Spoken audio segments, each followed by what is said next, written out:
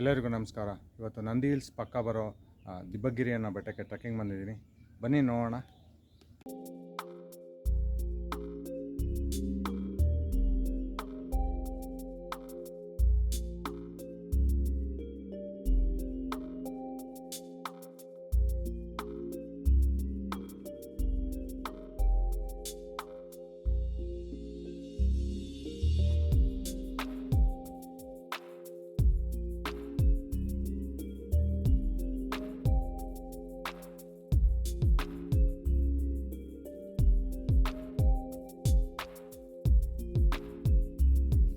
ಇಲ್ಲೊಂದು ಪುಟ್ಟದಾದ ಆಂಜನೇಯ ದೇವಸ್ಥಾನ ಇದೆ.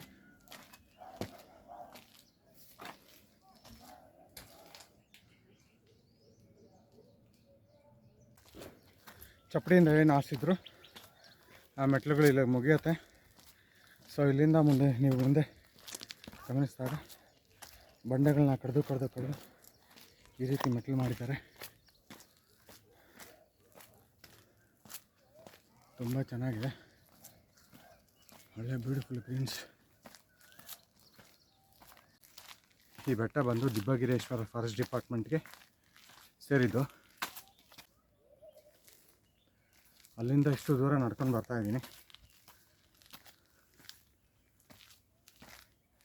ಪ್ಲಾಸ್ಟಿಕ್ ಐಟಮ್ಸು ತೀರಾ ಕಡಿಮೆ. ದಿಬ್ಬಗಿರಿಯ ಬೆಟ್ಟ ಟ್ರಕ್ ಮಾಡೋದಕ್ಕೆ ತುಂಬ ಖುಷಿ ಆಗ್ತಾಯಿದೆ, ಹಾಗೆ ತುಂಬ ಮಜಾ ಬರ್ತಾಯಿದೆ. ಯಾಕಂದರೆ ನೀವು ನನ್ನ ಸುತ್ತಮುತ್ತ ಎಲ್ಲ ಗಮನಿಸ್ಬೋದು, ಮಳೆಗಾಲ ಆಗಿರೋದ್ರಿಂದ ಹಚ್ಚ ಹಸಿರು, ಎಲ್ಲಿ ನೋಡಿದ್ರು ಫುಲ್ ಗ್ರೀನ್ಸ್. ನೋಡಿ ನಾನು ಹಿಂದೆ ನೋಡಿ,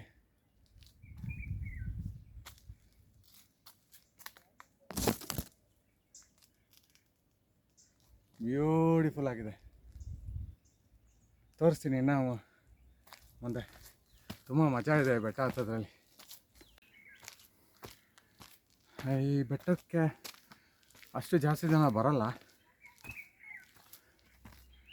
ಏನಕ್ಕೆ ಅಂತ ಗೊತ್ತಿಲ್ಲ. But this is very beautiful, excellent.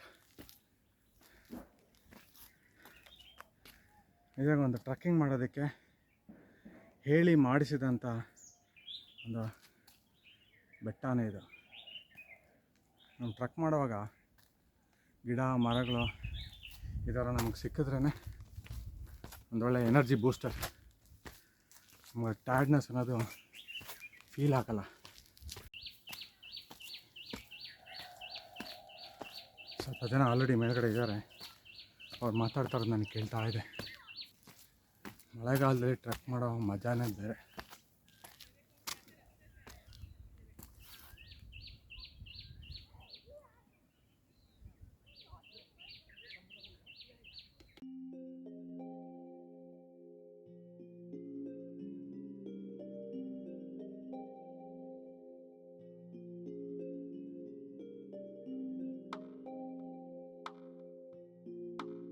ಬೆಟ್ಟದ ಮೇಲೆ ಒಂದು ದೇವಸ್ಥಾನ ಇದೆ. ದೇವಸ್ಥಾನದ ಕಡೆಯಿಂದ ನಾವು ಪುನಃ ಆ ಬೆಟ್ಟದ ತುದಿಗೆ ಹೋಗಬೇಕು.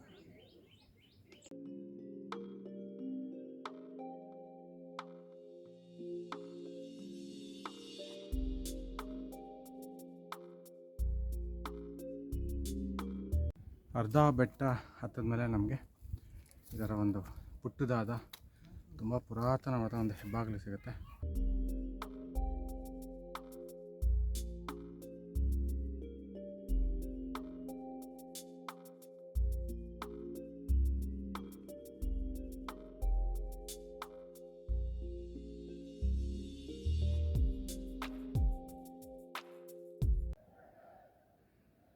ಒಂದು ಬೆಟ್ಟದಲ್ಲಿ ಬೆಟ್ಟ ಖಾಲಿ ಇದ್ದರೆ ಏನೋ ಒಂಥರ ಮಜಾ ಇರಲ್ಲ.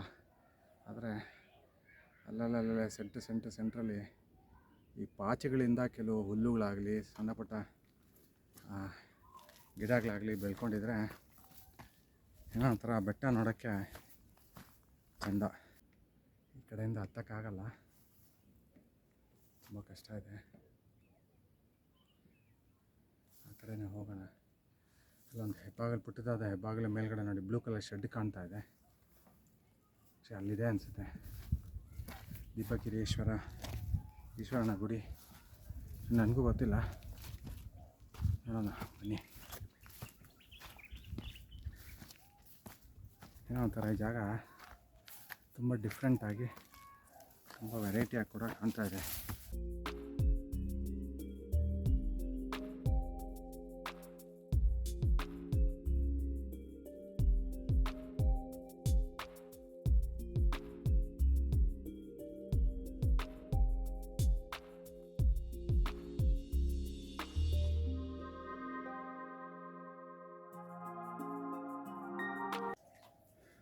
ದೊಡ್ಡದಾದ ಒಂದು ನ್ಯಾಚುರಲ್ ಕಲ್ಯಾಣಿ.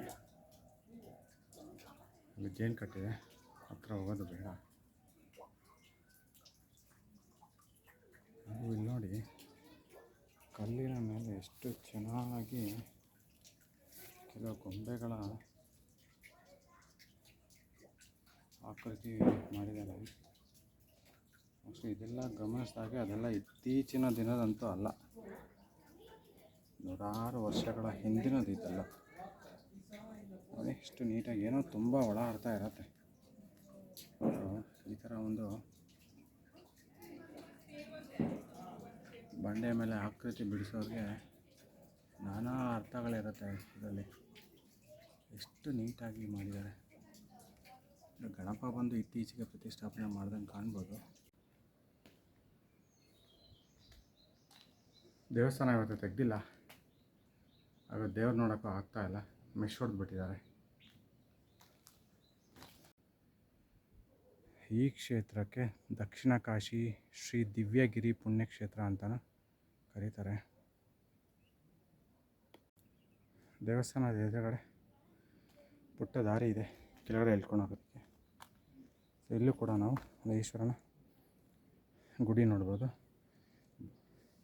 ಬಂಡೆ ಒಳಗಡೆ ಕೆತ್ತಿರೋದು. ಒಂದು ಪುಟ್ಟದಾದ ಗುಹೆ ಇದೆ, ಗುಹೆಯಲ್ಲಿ ಈಶ್ವರನ ಲಿಂಗ ಇದೆ ನೋಡಿ. ಬನ್ನಿ ಹೋಗೋಣ ಕೆಳಗಡೆ.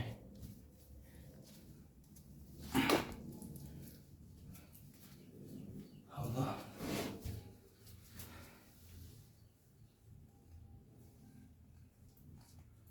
ಎಲ್ಲ ಪುಣ್ಯಾತ್ಮ ಒಳ್ಳೆ ಕೆಲಸ ಮಾಡಿದ್ದೇನೆ,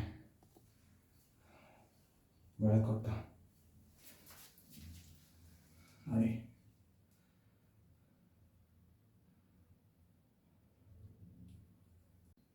ನಮ್ಮ ಮನೆ ದೇವರಾದ ನಾಗಪ್ಪನ ಕಲ್ಲುಗಳು ಸಹ ಇಲ್ಲಿ ಪ್ರತಿಷ್ಠಾಪನೆ ಮಾಡಿದ್ದಾರೆ. ಪೂಜೆ ನಡೆಯುತ್ತಂತೆ, ತುಂಬ ಚೆನ್ನಾಗಿ ಕೂಡ ಶುಚಿಯಾಗಿ ಮೇಂಟೈನ್ ಮಾಡಿದ್ದಾರೆ. ಒಳ್ಳೆಯದಾಗಲಿ ಅವ್ರಿಗೆ.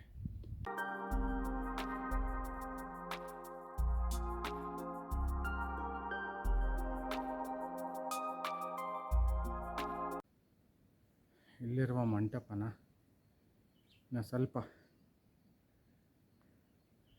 ಸಣ್ಣ ಪುಟ್ಟ ರಿಪೇರಿಗಳ ಮಾಡಿಸಿದ್ರೆ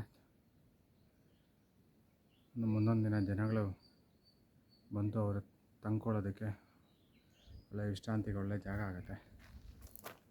ಹಾಗೂ ಹಿಂದ್ಗಡೆ ಸಹ ಒಳ್ಳೆಯ ಬೆಟ್ಟಗಳ ಒಂದು ನೋಟ. ಮಳೆ ಬಿದ್ದಾಗೆಲ್ಲ ತೇವ ಆಗಿರುತ್ತೆ, ನೋಡೋಕ್ಕೆ ಒಳ್ಳೆಯ ಆನಂದ, ಸಂತೋಷ. ದೇವಸ್ಥಾನದ ಮಗ್ಲಲ್ಲೇ ನಮಗೆ ಒಂದು ಮಂಟಪ ಸಿಗುತ್ತೆ, ತುಂಬ ಪುರಾತನವಾದ ಮಂಟಪ. ಯಾಕೆ ಅದ್ರ ಪಕ್ಕನೇ ದಾರಿ ಮಾಡ್ತಾ ಇದ್ದಾರೆ ಗಾಡಿಗಳು ಹೋಗೋದಕ್ಕೆ. ಸೊ ಇಲ್ಲಿಗೆ ಬಂದು ನಿಲ್ಲಿಸಿದ್ದಾರೆ. ಒಂದು ದಿಬ್ಬಗಿರಿ ಬೆಟ್ಟದ ಮೇಲೆ ಒಂದು ಪುರಾತನವಾದ ಆಲದ ಮರ, ಅದು ಮಧ್ಯ ನೋಡಿ ಬಂಡೆಗಳ ಮೇಲೆ ಬೆಳೆದಿರೋದು, ಅದು ಬ್ಯೂಟಿಫುಲ್.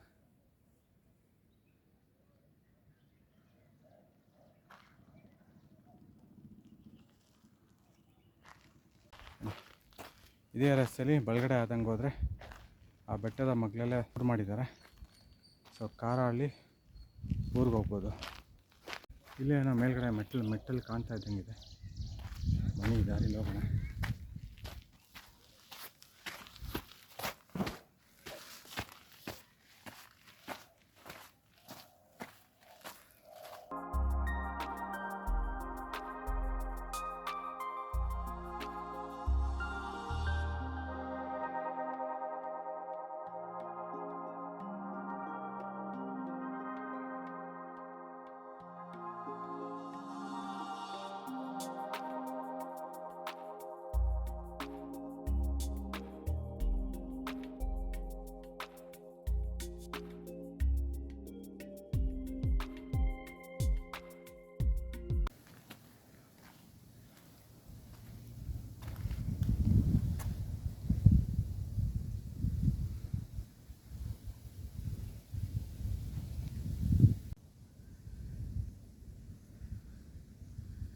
ತುಂಬ ವಿಶಾಲವಾದ ಬೆಟ್ಟ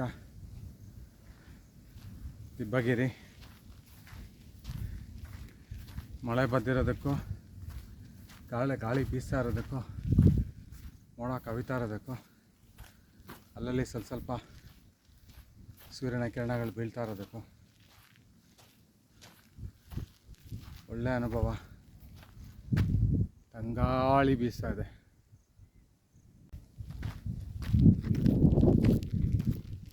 ಹೊಸ ದೇವಸ್ಥಾನ ಕಟ್ಟುತ್ತಾ ಇದ್ದಾರೆ. ಈಗ ಗಮನಿಸಿದ ಹಾಗೆ ಕಲ್ಲುಗಳೆಲ್ಲ ನೀಟಾಗಿ ಒಂದು ಅಳತೆ ರೀತಿಯೆಲ್ಲ ಕಟ್ ಮಾಡಿದ್ದಾರೆ. ಬಸವ ಇದೆ.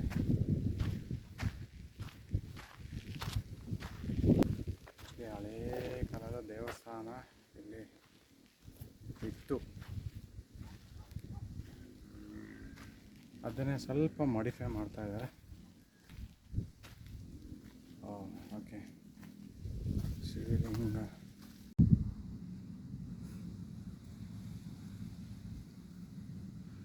ದೇವಸ್ಥಾನದ ಒಳಗಡೆ ನಮಗೆ ದಿಬ್ಬಗಿರೀಶ್ವರನ ಲಿಂಗ ಕಾಣುತ್ತೆ. ಈಶ್ವರನ ಲಿಂಗ ಹಾಗೂ ನಂದಿ ಇದೆ. ಪ್ರತಿನಿತ್ಯ ಪೂಜೆ ಮಾಡ್ತಾರೆ ಅನಿಸುತ್ತೆ, ಯಾಕಂದರೆ ಹೂವಿನ ಹಾರಗಳು, ಪೂಜೆಯ ವಸ್ತುಗಳೆಲ್ಲ, ಪೂಜೆಯ ತಟ್ಟೆ, ದೀಪಗಳೆಲ್ಲ ದೇವರ ಮುಂದೆ ಇಟ್ಟಿದ್ದಾರೆ.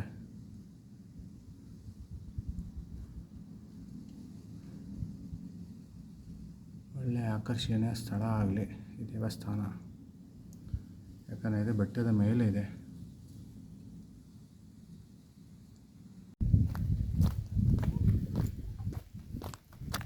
ದೇವಸ್ಥಾನದ ಹಿಂದ್ಗಡೆ ವ್ಯೂ ಪಾಯಿಂಟ್ ಇದೆ, ಅದನ್ನು ನೋಡ್ಕೊಂಡು ಬರೋಣ.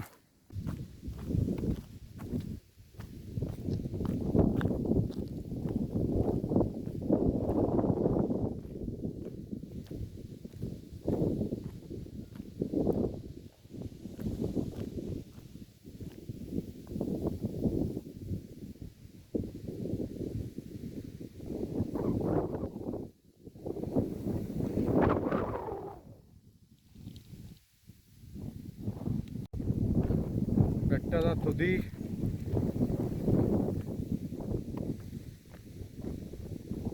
ಪ್ರಪಾತ ಅಂತ ಏನು ನಾವು ಕರಿತೀವಿ, ಯಾವುದೇ ಬೆಟ್ಟದ ತುದಿ, ಆ ಪ್ರಪಾತದ ಹತ್ರ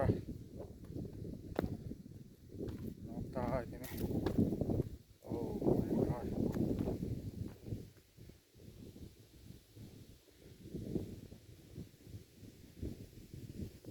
ಬ್ಯೂಟಿಫುಲ್, ಸ್ವರ್ಗ.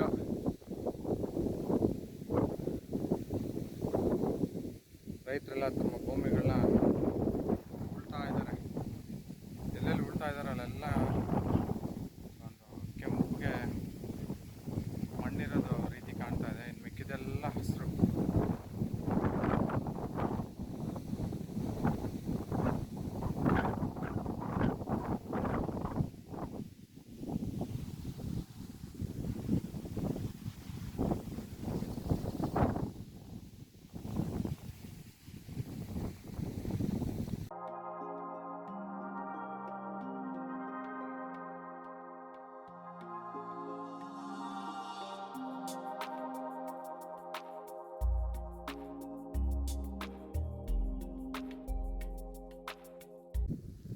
ಇಲ್ಲೊಂದು ಪುಟ್ಟ ಬಂಡೆ ಇದೆ, ಬನ್ನಿ ಅದ್ರ ಮೇಲೆ ನಿಂತ್ಕೊಳ್ಳೋಣ. ತುದಿ ಬಂಡೆ ಮೇಲೆ ನಿಂತ್ಕೊಂಡ್ರೆ ಈ ಬೀಸಾರ ಗಾಳಿ ಜೋರಾಗಿ ತಳ್ತಾ ಇದೆ ಹಿಂದಕ್ಕೆ. ಅದ್ಭುತ. ಇಲ್ಲಿ ಬಂದು ನೋಡಬೇಕು. ಇಲ್ಲಿನ ಪರಿಸರದ ಒಂದು ಅನುಭವ ತಗೊಂಡ್ರೆ ಅದೇನು ಹೇಳ್ತಾರೆ ಗೊತ್ತಾ, ಮೈ ಜುಮ್ ಅನ್ನತ್ತೆ ಅಂತ. ಏನು ನೋಡಿದ್ರೆ, ಏನು ತಿಂದರೆ ಮೈ ಜುಮ್ ಅನ್ನತ್ತಾ ಇಲ್ವಾ? ಈ ಪ್ರಕೃತಿ ಅಂದರೆ ಯಾವುದೋ ನಿಂತ್ಕೊಳಲ್ಲ.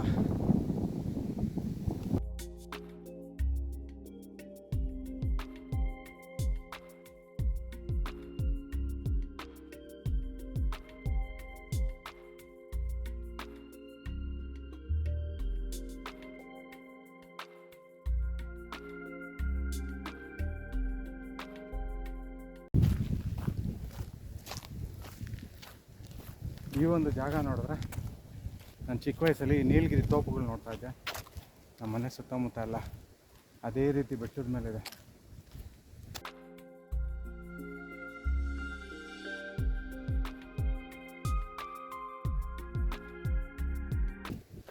ನನಗೆ ಇದು ಯಾವ ಗಿಡ ಏನೋ ನನಗೆ ಗೊತ್ತಾಗಿಲ್ಲ, ಸಾರಿ.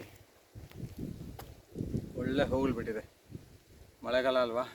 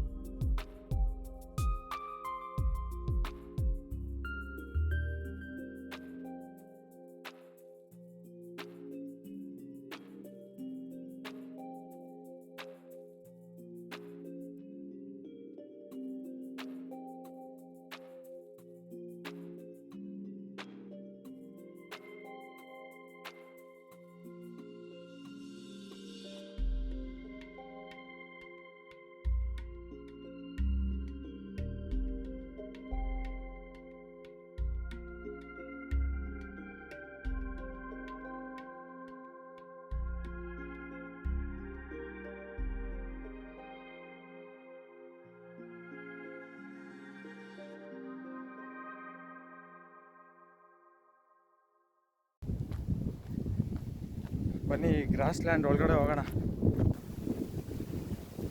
ತುಂಬ ಚೆನ್ನಾಗಿ ಸಸ್ಯಕಾಶಿ ಮಾಡ್ತಾ ಇದ್ದಾರೆ ಬೆಟ್ಟದ ಮೇಲೆ. ಪುಟ್ಟ ಪುಟ್ಟ ಮರಗಳೆಲ್ಲ ಬೆಳೀತಾ ಬರ್ತಾ ಇದೆ. ನಾನು ಸ್ವಲ್ಪ 5-6 ವರ್ಷಕ್ಕೆಲ್ಲ ತುಂಬ ದೊಡ್ಡದಾಗುತ್ತೆ. ಹಾಗೂ ಫ್ಯಾಮ್ಲಿ ಅವರು ಟ್ರಿಪ್ ಮಾಡೋದಕ್ಕೆ ಒಳ್ಳೆ ಜಾಗ ನೋಡಿ, ಎಷ್ಟು ಚೆನ್ನಾಗಿದೆ, ಅದ್ಭುತ.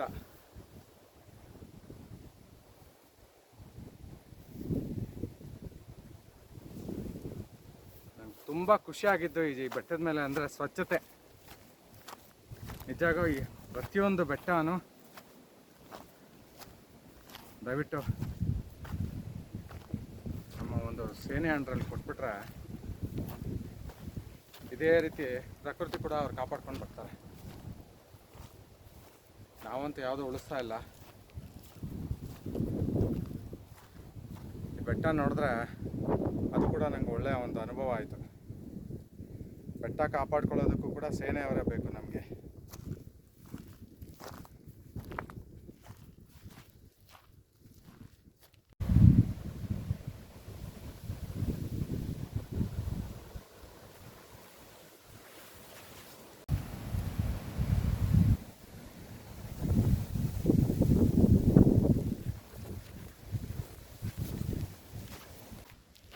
ಮೋಸ್ಟ್ಲಿ ಬೆಟ್ಟದಿಂದ ಇಳಿಬೋದೇನೋ ನನಗೆ ಗೊತ್ತಿಲ್ಲ.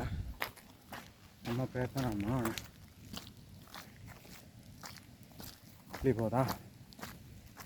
ಇಳಿಬೋದು. Let us give a try. ನೋಡಿ, ಈ ಕಡೆಯಿಂದ ಅಲ್ಲಿ ಇಳಿಬೋದು. ರಸ್ತೆ ಮಾಡ್ತಾ ಇದ್ದಾರೆ ಆ್ಯಕ್ಚುಲಾಗಿ. ಇವಾಗ ಸದ್ಯಕ್ಕೆ ಇನ್ನೂ ಕಂಪ್ಲೀಟ್ ಆಗಿಲ್ಲ, ಬಟ್ ಮಾಡಿದ್ಮೇಲೆ ತುಂಬ ಚೆನ್ನಾಗಿರುತ್ತೆ. ರಸ್ತೆ ಮಾಡಿಲ್ಲ ಅಂದರೆ ಇನ್ನೂ ಚೆನ್ನಾಗಿರ್ತಾ ಇತ್ತು. ಯಾಕಂದರೆ ಜನಗಳಿಂಥ ಜಾಗನ ಹತ್ಕೊಂಡು ಬಂದರೆ ಇದರಲ್ಲಿ ಮಜಾ ಇರೋದು. ಕಾರಲ್ಲಿ ಕುತ್ಕೊಂಡು ಕಾರಲ್ಲಿ ಹೋಗೋದು ಅದೆಲ್ಲ ಕಾಮನ್.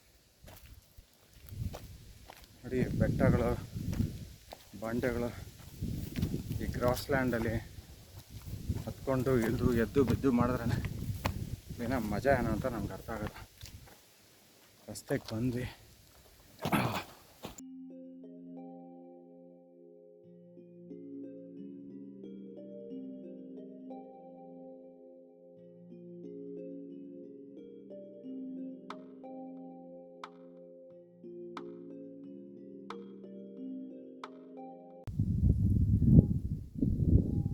ಕಾರಳಿಯಿಂದ ಈ ಬೆಟ್ಟದ ಮೇಲೆ ರಸ್ತೆ ಮಾಡಿದ್ದಾರೆ.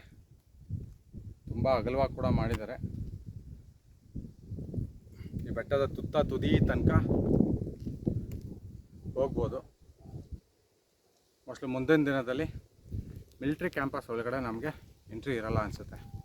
ಹಾಗೂ ಅಲ್ಲಿ ನೋಡ್ದಂಗೆ ಬೆಟ್ಟದ ಮೇಲ್ಗಡೆ ಆದಂಗೆ ಒಂದು ದೇವಸ್ಥಾನ ಇದೆ, ಬೆಟ್ಟದ ಮಧ್ಯದಲ್ಲೂ ಕೂಡ ಒಂದು ದೇವಸ್ಥಾನ ಇದೆ.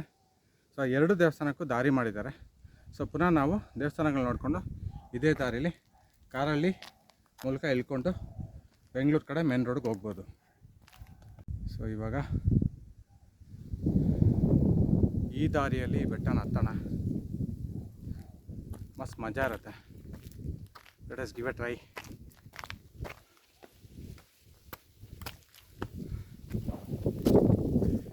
ದಿಬ್ಬಗಿರಿ ಬೆಟ್ಟ ಬ್ಯೂಟಿಫುಲ್. ಇದೊಂದು ಬಿಗಿನರ್ಸ್ಗೆ ಒಂದು ಮಾಡ್ರೇಟ್ ಬೆಟ್ಟ. ಟ್ರಕ್ಕಿಂಗ್ ತುಂಬ ಈಸಿಯಾಗಿ ಮಾಡ್ಬೋದು. ಸ್ವಲ್ಪ ಹುಷಾರಾಗಿ ನಮ್ಮ ಹೆಜ್ಜೆಗಳನ್ನ ಗಮನಿಸ್ಕೊಂಡು ನಾವು ಈ ಕಡೆ ಬರಬೇಕಾಗತ್ತೆ. ನನಗೂ ಸಹ ಗೊತ್ತಿಲ್ಲ, ಮತ್ತು ಇಲ್ಲಿ ಓಡಾಡುವ ದಾರಿ ಇರೋದ್ರಿಂದ ನಾನು ಈ ದಾರಿಲಿ ಹೋಗ್ತಾ ಇದ್ದೀನಿ. ಎಲ್ಲ ದಾರಿ ಕಾಣ್ತಾ ಇಲ್ಲ, ಈ ಕಡೆ ಹೋಗಿ ನೋಡೋಣ.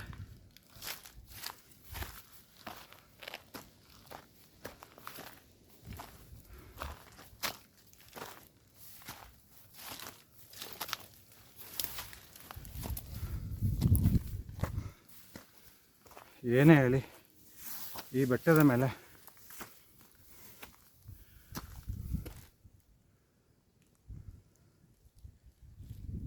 ತುಂಬ ಚೆನ್ನಾಗಿ ಅದ್ಭುತವಾಗಿ ಗಿಡಗಳನ್ನ ನೆಟ್ಟಿದ್ದಾರೆ, ಪೋಷಣೆ ಮಾಡ್ತಾ ಇದ್ದಾರೆ.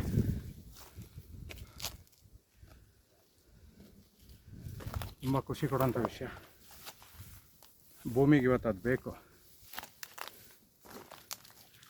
ವರ್ಷ ಕಳೆದಂತೆ ಭೂಮಿಯ ಒಂದು ಉಷ್ಣಾಂಶ ಜಾಸ್ತಿ ಆಗ್ತಾಯಿದೆ.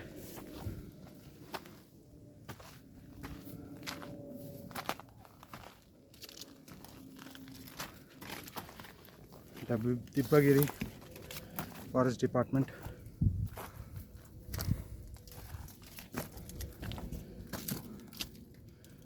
ಹುಷಾರು.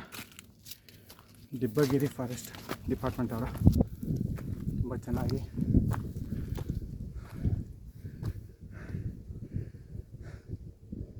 ಪ್ರಯತ್ನ ಪಟ್ಟಿದ್ದಾರೆ.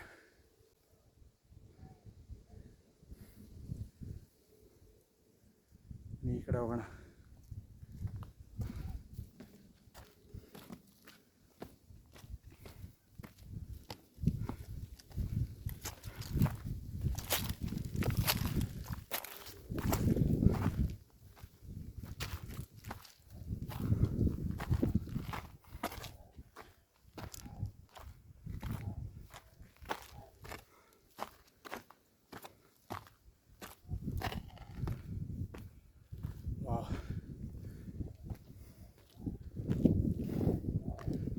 ಬ್ಯೂಟಿಫುಲ್.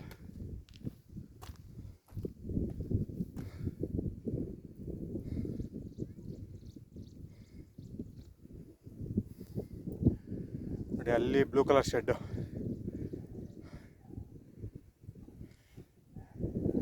ಅಲ್ಲೊಂದು ದೇವಸ್ಥಾನ ಇದೆ. ಬೆಟ್ಟದ ಮೇಲ್ಗಡೆ ಕೂಡ ಇವಾಗಿನ ಅಂಡರ್ ಕನ್ಸ್ಟ್ರಕ್ಷನ್ ದೇವಸ್ಥಾನ ಇದೆ. ರಸ್ತೆ ಮಾಡ್ತಾ ಇದ್ದಾರೆ. ಅದ್ರ ಎದುರುಗಡೆ ಇರೋ ಬೆಟ್ಟದಲ್ಲಿ ಇದೀನಿ ನಾನು. ಬನ್ನಿ. ಈ ಬೆಟ್ಟದ ಪಕ್ಕ ಇನ್ನೊಂದು ಬೆಟ್ಟ ಕಾಣ್ತಾ ಇದೆ ನೋಡಿ, ಒಂದು ಆಂಟೆನಾ ಥರ. ಅದೇ Nandi hills. I am on the top of Dibbagiri.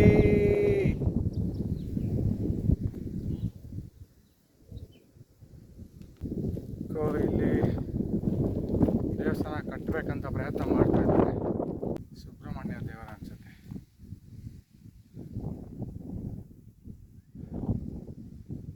ಇಲ್ಲಿ ಕಲ್ಲುಗಳು ಬಿದ್ದಿರುವ ರೀತಿ ನೋಡಿದ್ರೆ ಇಲ್ಲಿ ಪುರಾತನವಾದ ಒಂದು ದೇವಸ್ಥಾನ ಇತ್ತು ಅನಿಸುತ್ತೆ.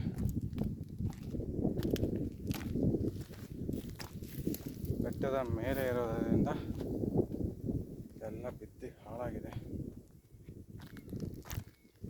ಆ ದೇವಸ್ಥಾನದೆಲ್ಲ ಅವಶೇಷಗಳು ಇರಬೇಕು ಇದೆಲ್ಲ.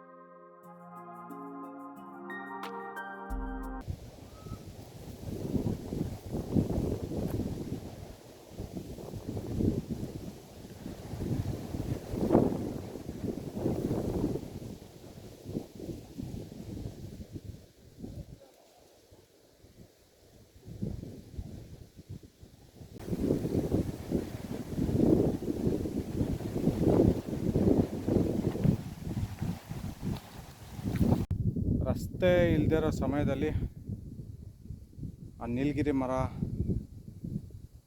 ಮಧ್ಯದಲ್ಲೇ ಬಂದಿರ್ತಾರೆ ಸುಮಾರು ಜನ. ನೋಡಿ, ಈ ಬಂಡೆಗಳ ಮೇಲೆ ನಡ್ಕೊಂಡು ಬಂದಿರ್ತಾರೆ, ಬಂದು ಆ ತುದಿಗೆ ಹೋಗಿರ್ತಾರೆ. ಒಳ್ಳೆ ಪ್ರಕೃತಿ ಅನುಭವ ಕೊಡುತ್ತೆ ಈ ಬೆಟ್ಟ ಮಾತ್ರ. ಯಾಕಂದರೆ ಈ ಬೆಟ್ಟದಲ್ಲಿ ಬಂಡೆಗಳಿಗಿಂತ ಮರಗಳೇ ಜಾಸ್ತಿ, ಹಾಗೂ ಗಾಳಿ, ತಂಪಾದ ಗಾಳಿ. 10 ನಿಮಿಷ ಕುತ್ಕೊಂಡ್ಬಿಟ್ರೆ ಅಂತೂ ಕುತ್ಕೊಂಡೇ ನಿದ್ದೆ ಮಾಡ್ಬೋದು. ಇವತ್ತಿನ ದಿಬ್ಬಗಿರಿಯ ಟ್ರಕ್ ಮುಗೀತು. ಬೆಟ್ಟದಿಂದ ಕೆಳಗಡೆ ಇಳಿತಾ ಇದ್ದೀನಿ. ನನಗೆ ಒಳ್ಳೆ ಅನುಭವ ಸಿಕ್ತು ಈ ಬೆಟ್ಟದಲ್ಲಿ. ಯಾಕಂದರೆ ನೀವು ಸುತ್ತ ಗಮನಿಸ್ಬೋದು, ಹಚ್ಚ ಹಸಿರಿನ ಕಾಡು. ನೀವಾಗಲಿ, ನಿಮ್ಮ ಸಂಬಂಧಿಕರಾಗಲಿ, ಮಕ್ಕಳನ್ನ ಕರ್ಕೊಬನ್ನಿ. ಮನೇಲಿ ಒಳ್ಳೆ ಅಡುಗೆ ಮಾಡಿಕೊಂಡು ಮಕ್ಕಳನ್ನ ಕರ್ಕೊಬನ್ನಿ. ಖಂಡಿತ ಪ್ರತಿಯೊಬ್ಬರು ಈ ಬೆಟ್ಟಕ್ಕೆ ಯಾರ್ಯಾರು ಬರ್ತೀರಾ ಈ ಮಳೆಗಾಲದಲ್ಲಿ, ಇಲ್ಲಿನ ಪ್ರಕೃತಿನ ತುಂಬ ಖುಷಿಯಿಂದ ಆನಂದಿಸ್ತೀರ.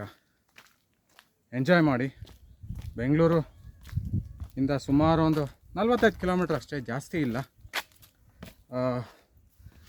ನೀವು ಹೇಗೆ ದೇವನಹಳ್ಳಿಯಿಂದ ಸ್ವಲ್ಪ ಮುಂದಕ್ಕೆ ಬಂದರೆ ನಂದಿ ಹಿಲ್ಸ್ಗೆ ನೀವು ಎಡಗಡೆ ತೊಗೊಳ್ಳೇಬೇಕು. ಅಲ್ಲಿಂದ ಒಂದು 8 ಕಿಲೋಮೀಟ್ರು ಮುಂದೆ ಬಂದರೆ ಕಾರಹಳ್ಳಿ ಸಿಗುತ್ತೆ. ಕಾರಹಳ್ಳಿಯಿಂದ ಎಡಗಡೆ ಕಾರಹಳ್ಳಿ ಮಿಲ್ಟ್ರಿ ಬೇಸ್ ಕ್ಯಾಂಪ್ ಇದೆ. ಅಲ್ಲಿ ಪರ್ಮಿಷನ್ ತೊಗೊಂಡು ದಿಬ್ಬಗಿರಿ ಫಾರೆಸ್ಟ್ ಏರಿಯಾ ಒಳಗಡೆ ದಿಬ್ಬಗಿರಿ ಟ್ರಕ್ಕಿಂಗ್ ಎಂಟ್ರೆನ್ಸ್ ಸಿಗುತ್ತೆ. ಇಲ್ಲಿ ಬಂದು ನೋಡಿ, ಪ್ರಕೃತಿನ ನೀವೇ ಇಷ್ಟಪಡ್ತೀರಾ. ಇದು ತುಂಬ ಸಿಂಪಲ್ ಟ್ರೆಕ್, ಜಾಸ್ತಿ ಏನು ಕಷ್ಟಪಡೋ ಅಂಥದ್ದು ಅಯ್ಯೋ ಆಗ್ತಾಯಿಲ್ಲ ಅದೆಲ್ಲ ಏನಿಲ್ಲ. ಒಳ್ಳೆ ಅನುಭವ ತಗೊತೀರ ಮಾತ್ರ ನೀವು. ಒಂದು ಪ್ರಕೃತಿ ಮಧ್ಯದಲ್ಲಿ ಬೆಂಗಳೂರು ಸುತ್ತಮುತ್ತ ಇರೋ ಒಂದು ಬೆಟ್ಟಗಳ ಸಾಲಲ್ಲಿ ಈ ಬೆಟ್ಟ ನಿಜವಾಗೂ ಅದ್ಭುತ. ಯಾರೋ ಫಾರೆಸ್ಟ್ ಡಿಪಾರ್ಟ್ಮೆಂಟ್ ಅವ್ರಿಗೆ 1000 ನಮಸ್ಕಾರ ಮಾಡಿದ್ರೂ ಕಡಿಮೆನೇ. ಅಷ್ಟು ಚೆನ್ನಾಗಿ ಒಂದು ಪ್ರಕೃತಿನ ನಿರ್ಮಾಣ ಮಾಡಿಟ್ಟಿದ್ದಾರೆ.